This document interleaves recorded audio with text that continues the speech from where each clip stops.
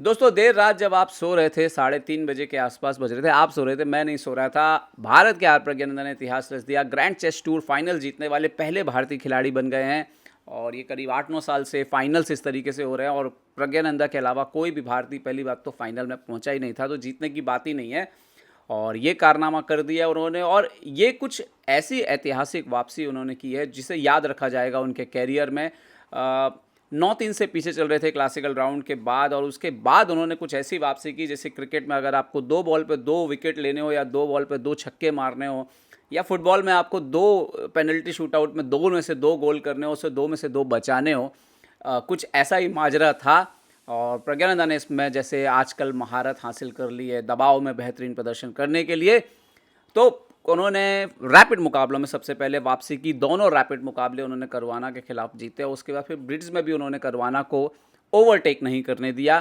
तो आइए देखते हैं, मुकाबले थोड़ा लंबा चलेगा वीडियो, क्योंकि मैं आपको थोड़ा जल्दी फास्ट पेस रखेंगे, लेकिन 3 गेम दिखा दूंगा जो कि बहुत ही महत्वपूर्ण थे उनकी इस ऐतिहासिक जीत में। तो पहली बाजी शुरू हुई D4 से। प्रज्ञानंदा सफ़ेद मोहरों से खेल रहे थे।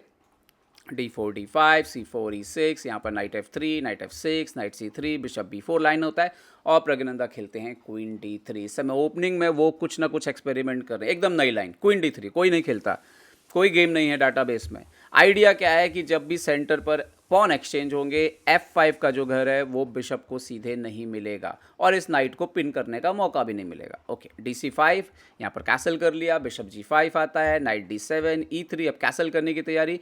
यहाँ पर night C5 with the tempo आता है, लेकिन यहाँ पर प्रज्ञानंदा के पास कुछ अलग था। क्वीन D4, अभी बिशप और नाइट पे फिर से अटैक, बिशप को पीछे हटते हैं तो नाइट C5, क्वीन C5 आ रहा है यहाँ पर, और A5 चलते हैं तो A3 आ रहा है। तो उन्होंने यहाँ पर उन्होंने डिसीजन लिया कि एंड गेम में जाते हैं, करवाना ने queen A5, pawn into F6, pawn into F6, bishop D3, यहाँ पर bishop into knight, pawn into bishop, knight into bishop, queen into, यहाँ तो आप देखिए कि एंड गेम आ गया। लेकिन इसमें ध्यान देने की बात है कि प्रज्ञानंदा के पास यहाँ पर अभी भी नाइट है, और देखते हैं आगे क्या हुआ। यहाँ पर आता है A6 with the idea of bishop A6। Praggnanandhaa खेलते हैं क्वीन D4 F6 पर अटैक करते हुए। एनीवे बिशप A6 लेकर के आते हैं फाबियानो करवाना, और यहाँ पर खतरे को टालने के लिए, क्योंकि क्वीन B5 वगैरह भी आ रहा है, क्वीन B4 होता है, queen C5, night D4, bishop आता है D3 पर, और यहाँ पर प्रज्ञानंदा इनक्रेडिबल मूव खेलते हैं किंग D2। जी हाँ, बीच बाजार में राजा को रख दिया, क्योंकि राजा पे हमला करना जो एक्चुअली पॉसिबल नहीं है। सामने वाले के पास नाइट नहीं है जो राजा को हटा सके, डार्क कलर का बिशप नहीं है, और जो वीकनेस है उसको संभाला जा सकता है, और ये दिखाता है कि क्या समझ है। Bishop G6, H4, H6, H5, bishop H7, यहाँ पे नाइट को पीछे मैन्यूवरिंग करके लेके आते हैं। ये नाइट का रुक का मैन्यूवरिंग जो है पूरे गेम में चलता रहा। रुक आता है यहाँ पर H4, रुक E5, A4 खेलते हैं, A5 आता है, क्वीन F4, और धीरे धीरे अब पीसेस जो है वो वापस राजा की तरफ जो है स्विच कर देते हैं यहाँ पर प्रज्ञानंदा। तो दबाव बढ़ाना शुरू करते हैं फाबियानो के ऊपर। ये याद रखिए, सवाल पूछते रहिए, दबाव डालिए, बड़े से बड़ा खिलाड़ी भी टूट जाता है। क्वीन D4, यहाँ पर रुक G5 आते हैं, तो एक बार G3, यहाँ पर आता है बिशप F5, रुक F4, और फाइनली यहाँ पर करवाना क्वीन एक्सचेंज करते हैं। ठीक है, अब इसके बाद बाजी ये है कि इक्वल के आसपास जरूर है, लेकिन यहाँ पर अभी आप देखें कि जो पॉन स्ट्रक्चर है, स्पेशली ये जो पॉन स्ट्रक्चर है, ये ब्लैक को ही नुकसान पहुंचा सकता है। उन्होंने BD7 खेला, लेकिन यहाँ पर आते हैं रुक H4। एक ही प्रॉब्लम है अभी बोर्ड पर, ये H5 का पॉन, इसको ही प्रज्ञानंदा सॉल्व कर लेंगे। रुक E5, तो नाइट को पीछे लेते हैं, और फिर यहाँ पर G4 आ जाता है। थोड़ी देर बाद नाइट जाता है G3, और उसके बाद आ जाता है F3। तो अब आपका पूरा स्ट्रक्चर जो है वो इंटैक्ट हो गया। ठीक है, B6 पे वीकनेस है, D5 पे वीकनेस है, वीकनेस बहुत ज़्यादा है। बिशप E6 आता है, और यहाँ पर फाइनली प्रज्ञानंदा की तरफ से जो है वो E4 पॉन ब्रेक आ जाता है। अच्छा, इस पोजीशन पे अब जो ठीक ठाक मूव है वो है किंग G8, वो भी लॉस है, बट किंग G7 से इमीडिएटली नाइट F5 आ गया, और अब प्रॉब्लम बहुत ज़्यादा बढ़ गए थे। किंग को जैसे हटते हैं ED5 मारना पड़ता है। अब यहाँ पर अगर आप ये F5 वाला पॉन मार भी लो तो ये पॉन रोकना बहुत मुश्किल है, फिर ये पॉन भी मर जाएगा। तो उन्होंने H5 मारा, बट पॉन बढ़ता है एनीवे, और ये पॉन रुक B6 भी चला जाता है। और थोड़ी देर के बाद प्रज्ञानंदा इस एंड गेम को अपने हिसाब से बड़े ही आराम से जो है वो कन्वर्ट कर लेते हैं, और यहाँ पर करवाना हार स्वीकार कर लेते हैं। गेम चल सकता है, लेकिन प्रॉब्लम यही है कि अब थोड़ी देर में क्या होगा कि ये राजा इधर जाएगा और ये रुक को मरना पड़ेगा, तो कुछ ऑप्शन ही नहीं बचा था यहाँ पर ब्लैक के पास डिफेंड करने का, और इसीलिए उन्होंने जो है यहाँ पे रिज़ाइन कर दिया। और इसके बाद आती है दूसरी बाजी। तो इस तक अब क्या हो गया, 4 पॉइंट मिल गए थे प्रज्ञानंदा। तो प्रज्ञानंदा जो है वो जो 9-3 से पीछे चल रहे थे, अब वो 9-7 पे आ गए थे। अब 2 अंक का डिफरेंस रह गया था। अब शुरू होती है दूसरी बाजी, जहाँ पर करवाना जो है वो वाइट से खेल रहे थे, E4 C5, और सिसिलियन चुना एक बार फिर से, आक्रामक तरीका। रोजोलिमो होता है बिशप B5 लाइन, ये हमने इससे पहले भी देखा, और करवाना के खिलाफ कार्लसन ने भी इसको खूब यूज़ किया है, तो तब से बहुत सारे लोग यूज़ करते हैं। B5, bishop C2, bishop B7, रुक E1। ये थोड़ा सा स्लो डेवलपमेंट रहता है किंग साइड का यहाँ पर, बट चूंकि सेंटर ओपन नहीं है तो कोई इतना प्रॉब्लम जो है वो है नहीं। रुक C8, यहाँ पर आता है A4, तो यहाँ पर night G6, exchange pawn, night A3, B5 पे चैलेंज, तो रुक यहाँ पर 8 पिन कर देते हैं नाइट को, क्योंकि A1 पे सपोर्ट नहीं है, एंड देन B4। तो ये काफ़ी हटके लाइन प्रज्ञानंदा ने खेली है, इस तरह से कम खेला जाता है। और बिशप B7, यहाँ पे नाइट गया, सॉरी बिशप E7, नाइट गया E3 पे, कैसल कर लिया। अच्छा, यहाँ तक सब ऐसा नहीं था कि बहुत ज़्यादा बेटर है पोजीशन ब्लैक का, लेकिन ब्लैक के पास स्पेस है और शायद नए आइडियाज़ जो कि करवाना को सोचने पे विवश कर रहे थे। करवाना के पास टाइम 16 मिनट पे चल रहा था और प्रज्ञानंदा काफ़ी तेज खेले थे, और यहाँ पर ये रुक एक्सचेंज कर लेते हैं 18वीं चाल पे। क्वीन B1 आता है, नाउ रुक B8। अब आइडिया B फाइल से प्रेशर डालने का है। अभी ना तो किंग साइड ना ही सेंटर से कुछ हो रहा था, तो जो होप थी बोर्ड को ओपन करने की वो थी यहाँ पर क्वीन साइड से। इन्होंने मार दिया CB4। अब आया पॉन से। अच्छा, ये बहुत इंटरेस्टिंग है कि कौन सी फाइल कब खोलनी है, पॉन से मारना है कि नाइट से मारना है, एक्सचेंज करना है नहीं करना। प्रज्ञानंदा के डिसीजन सटीक जा रहे थे। CB4 से क्या हुआ, आपका नाइट तो अच्छा है, इधर भी आ सकता है, लेकिन ये बिशप फिलहाल बंद है। बिशप B3 खेला, सो नाइट A5, यहाँ पर आता है बिशप C4 एक्सचेंज के लिए। प्रज्ञानंदा फिर से मना कर देते हैं, B3 खेलते हैं। अच्छा, B3 खेलने से क्या हुआ कि ये बिशप एक्चुअली में टाइट डाउन हो गया, और अब उन्होंने जब मारा नाइट C4 DC4, तो अभी आप देखो कि यहाँ पर 2 गड्ढे बने हुए हैं, ठीक है, और अभी भी प्रज्ञानंदा के पास एक नाइट कम से कम। उन्होंने फिर टारगेट किया E4 के पॉन को, ठीक है, नाइट को पीछे ले जाके बचाया। तो फिर आता है बोर्ड पर D5, जो कि उतना एक्यूरेट नहीं था, यहाँ पे रुक 8 शायद बेटर था, बट एनीवे टाइम करवाना के पास कम होता जा रहा था। अच्छा, ये सबसे बड़ी गलती की उन्होंने। अब ये पोजीशन कहती है कि आप ना तो आप इसको मारो, इसको मारोगे तो BD5 के बाद ब्लैक बहुत बेटर है, ठीक है, और आप नाइट D4 खेलो, जो कि बेस्ट मूव है इस बिशप को चैलेंज करते हुए, ठीक है, लेकिन करवाना ने यहाँ पे E5 खेल दिया और वो बिशप बच गया। ओके, अब प्रॉब्लम ही प्रॉब्लम बढ़ गए थे यहाँ पर। क्वीन D3 आया तो बिशप F3, क्योंकि ये स्ट्रक्चर डैमेज कर रहा है, और फिर से आपको पिछला गेम याद हो, पहला रैपिड स्ट्रक्चर डैमेज के अगेंस्ट ही करवाना को प्रॉब्लम गई। और कहीं ना कहीं मुझे ऐसा लगता है कि प्रज्ञानंदा ने ये थोड़ा तैयारी किया था कि जब करवाना का स्ट्रक्चर ख़राब हो तो शायद रैपिड ब्लिट्ज में, क्लासिकल की बात नहीं कर रहा हूँ, उनको प्रॉब्लम होता है। शायद ये वीकनेस पकड़ी है उनकी टीम ने, और ये दूसरा गेम था जहाँ पर ख़राब स्ट्रक्चर पर खिलाने की कोशिश प्रज्ञानंदा ने की। यहाँ पे G5, बिशप G3, और घोड़े को जरूर बचा के रख रहे थे G4। अब ये बिशप देखिए, ये बिशप पॉन बन गया फिलहाल के लिए। तो अब उन्होंने किया H3, तो GH3 आ गया।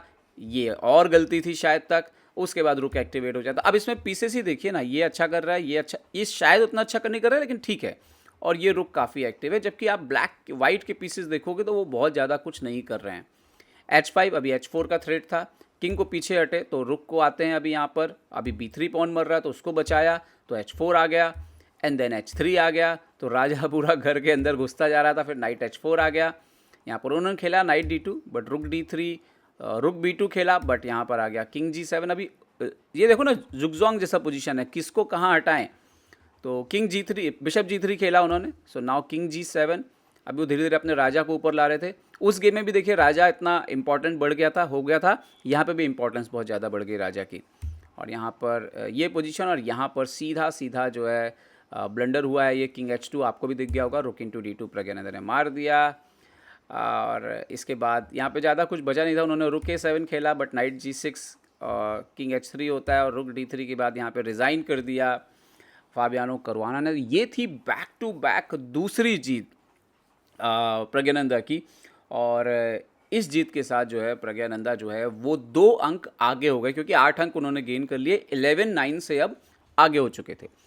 अब मैं आपको दिखा रहा हूँ वो बाजी, ये थी तीसरी ब्लिट्ज बाजी। पहली ब्लिट्ज बाजी जो है वो ड्रॉ रहती है, दूसरी करवाना जीत के स्कोर को बराबर कर देते हैं, लेकिन तीसरा ब्लिट्स गेम जीत करके प्रज्ञानंदा जो है वो फिर से 2 पॉइंट आगे हो जाते हैं और आखिरी ड्रॉ होने से वो चैंपियन बन जाते हैं। तो यहाँ पर शुरुआत हुई D4 D5 यहाँ पर नाइट F3 E6 और C4 से खेलते हैं प्रज्ञानंदा। सॉलिड बिशप को B2 से निकाल लेते हैं, C4 C5 पे एक्सचेंज होता है। देन यहाँ पर night D2 night C6 bishop C4 queen H5। इस बार थोड़ा सा जो करवाना है वो आक्रामक रुख लेते हैं, क्योंकि उनको पता था कि अगर ये बाजी हार गए तो वापसी बहुत मुश्किल हो जाएगी। हालांकि इससे पहले ही उन्होंने वापसी कर ली थी, क्वीन E2 स्कोर बराबर कर लिया था। यहाँ पे खेला B6 तो रुक को सेंट्रलाइज किया, बिशप B7 बहुत ही स्टैंडर्ड खेल रहे थे इसमें। अब नाइट को मैनेवरिंग करके अपने डिफेंस को स्ट्रॉन्ग कर दिया। अब जब 2 नाइट यहाँ पे आके बैठ जाएं तो फिर अटैक करना आसान नहीं होता। क्वीन पर अटैक, क्वीन हटा यहाँ पे A5 तो A3 किया, उन्होंने किया B5।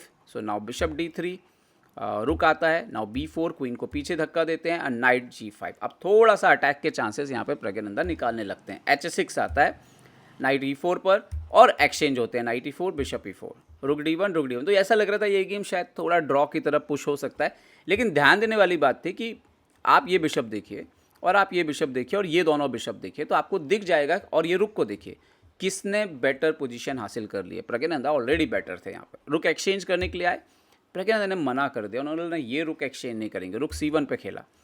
और अब यहाँ पे देखिए स्ट्रक्चर से छेड़छाड़ शुरू हो गई। F5 bishop C2 bishop F8 bishop B3 night E7। तो यहाँ पर आया बिशप D4। ये शायद उतनी अच्छी चाल नहीं थी, E4 ज़्यादा बेटर था, बट एनीवे बोर्ड पे देखना तो अलग ही बात होती है। Queen D6 bishop C5 queen आता है यहाँ पर E5 तो F4 खेला यहाँ पे प्रज्ञानंदा ने।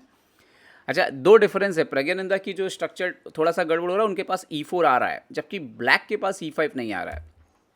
यहाँ पर क्वीन F6 तो बिशप D4 खेला एंड देन रुक C7 की एंट्री हो जाती है यहाँ पे बिशप D5। अच्छा, यहाँ तक आते आते पोजीशन संभल गई थी कंप्यूटर के लहजे में, लेकिन अभी भी मैं बोलूँ कि पीसेस किसके बेटर दिख रहे हैं तो वो प्रज्ञानंदा है।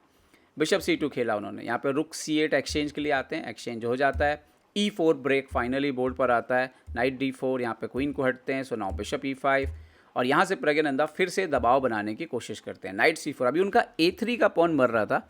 अच्छा, ये पोजीशन सबसे लास्ट की पोजीशन है जहाँ पे बहुत चैलेंजिंग चीज़ें हो रही थी। BD4 खेला उन्होंने यहाँ पर पहले और यहाँ पर खेला बिशप E7। अब BD4 के और भी कई आइडियाज़ थे, जैसे नाइट F6 वगैरह भी आ रहा था। नाइट C5 खेला तो बिशप वो लड़ने के लिए आ गए, बिशप बचा लिया प्रज्ञानंदा ने। नाइट A3 पॉन मरता है यहाँ पर, बिशप G6 आता है और यहाँ पर आता है F5 मूव।